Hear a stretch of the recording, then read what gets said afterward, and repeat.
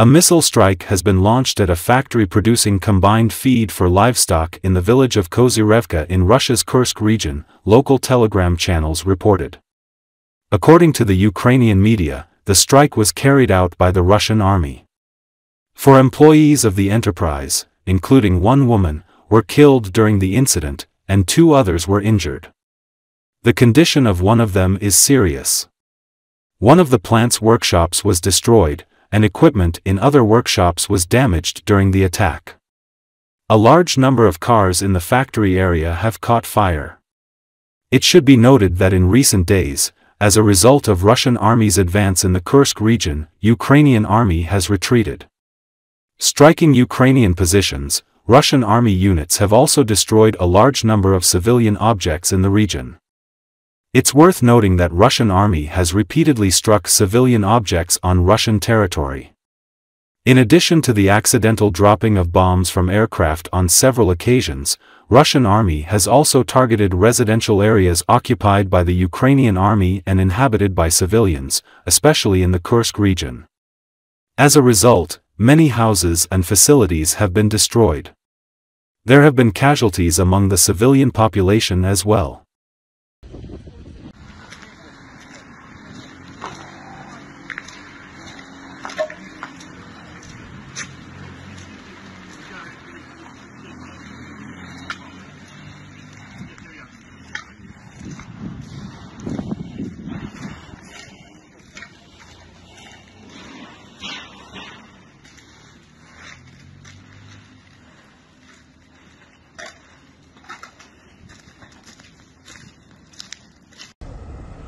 Ира вот прилетела.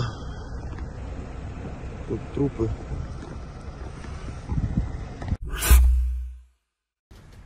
Ukraine is actively developing a surface fleet that could launch FPV drones from its deck. Since 2024, such an unmanned surface fleet has been in service with Ukraine, Forbes reports. But they recently carried out their most ambitious strike yet, driving along the coast of Russian-occupied southern Ukraine on or before Friday and launching FPV drones to blow up a pair of Russian OSA and Strela air defense systems. The Sternenko Foundation reports that this strike was made possible thanks to innovative solutions by Ukrainian engineers. Unmanned surface vessels such as the Sea Babies and Magura V5 can carry up to 4 of these drones. Until recently, Ukraine carried out strikes on Russian military facilities in the Black Sea using surface drones that were packed with explosives. Ultimately, the Kremlin had to use not only the Coast Guard to counter the boats, but also aviation, but even here the enemy was in for surprises. In 2024, the Magura V5 surface drone managed to shoot down several Mi-8 helicopters using surface-to-air missiles. From now on, the unmanned boat is not a kamikaze, but can return to base to load new FPV drones.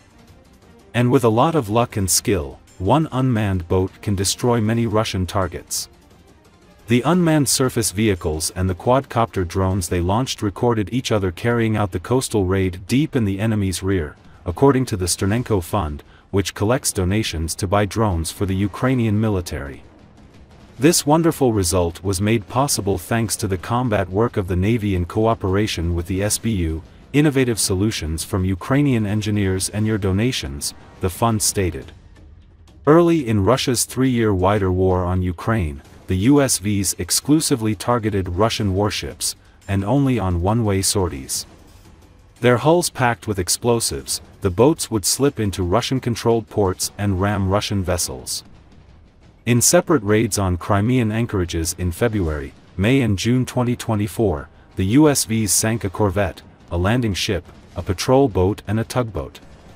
The Russian Black Sea Fleet deployed fighter jets, helicopters and patrol boats to intercept the drone boats before they could strike, so last year the Ukrainian Navy, Security Service and Intelligence Directorate armed some of the USVs with surface-to-air missiles and remotely aimed machine guns.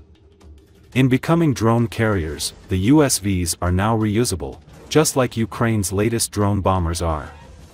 That means a single unmanned boat might, with a little luck and skill on the part of its operators back on land, destroy more than one Russian target.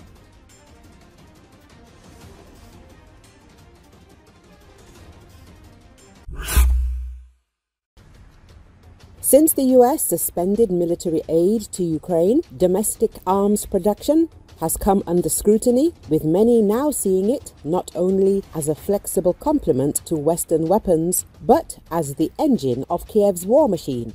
The Times notes.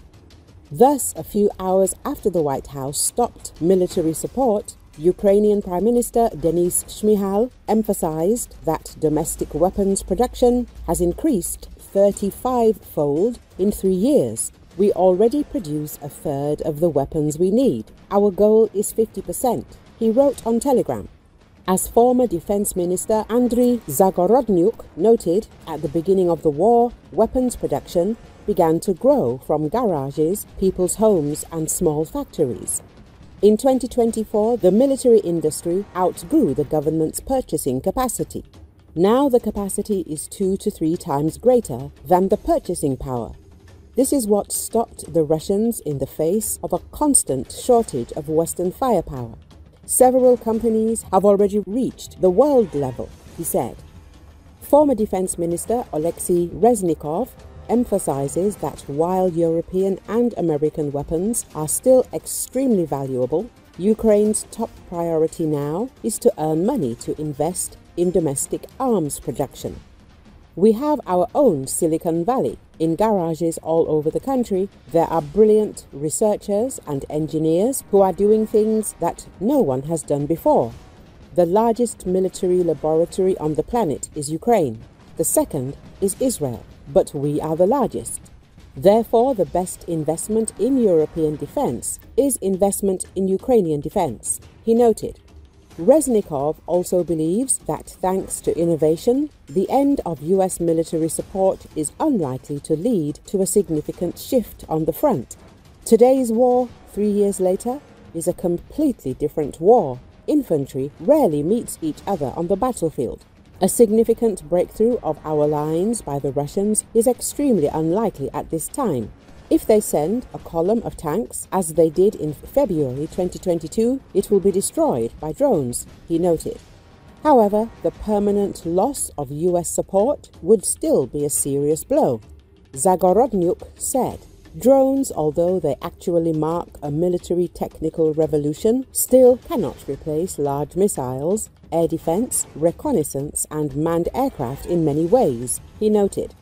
At the same time, the most ardent supporters of the Ukrainian defense industry believe that within a year, a domestic alternative to long-range weapons from the United States will appear, the article notes.